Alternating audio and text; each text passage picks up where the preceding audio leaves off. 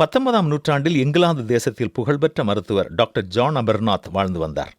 ஒரு நாள் மாலை நேரத்தில் ஒரு செல்வந்தன் வைத்தியரிடத்தில் வந்து, ஐயா, எப்பொழுதும் எனக்கு மனபாரமாக இருக்கிறது, இரவிலே என்னால் தூங்க முடியவில்லை என்று வேதனையோடு கூறினான்.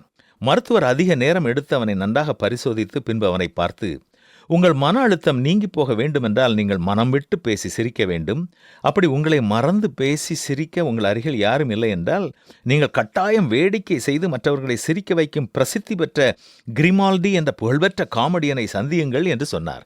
சில வினாடிகள் அமைதியாக இருந்த அந்த செல்வந்தன் பிரசித்தி பெற்ற அந்த மருத்துவரை பார்த்து, ஐயா, நான் தான் அந்த கிரிமால்டி. பற்பல விதமான கவலைகளில் இருக்கிறவர்களை சில நிமிடங்கள் சிரிக்கும்படியாய் செய்ய நான் வேடிக்கை செய்கிறேன், விளையாட்டாய் பேசுகிறேன். ஆனால் என்னுடைய மனபாரத்தை போக்க யாராலும் முடியாது என்று கவலைப்பட்டான். ஆம் நண்பர்களே, நீங்களும் ஒருவேளை உங்கள் அலுவலகத்தில் அல்லது உங்கள் வீட்டில் அல்லது உங்களுடைய தெருவில் மற்றவர்களை சிரிக்க வைக்கும் ஒரு நபராக இருக்கலாம். ஆனால் தனிமையில் இருக்கும் பொழுது நிம்மதி இழந்து மனபாரத்தால் கவலைப்படுகிறீர்களா? தூக்கம் வராமல் பாடுபடுகிறீர்களா? உங்கள் மனபாரத்தை போக்க ஒருவர் உண்டு. அவர்தான் ஆண்டவராகிய இயேசு கிறிஸ்து.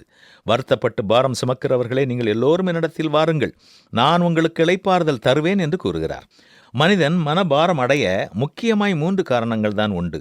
பாவம் செய்த மனிதன் பாவத்தால் மனசாட்சி குத்தப்பட்டு வேதனைகளில் இருக்கிறான். இன்னும் சிலர் அனுதின தேவைகளை சந்திக்க முடியாமல் கவலைப்படுகிறார்கள்.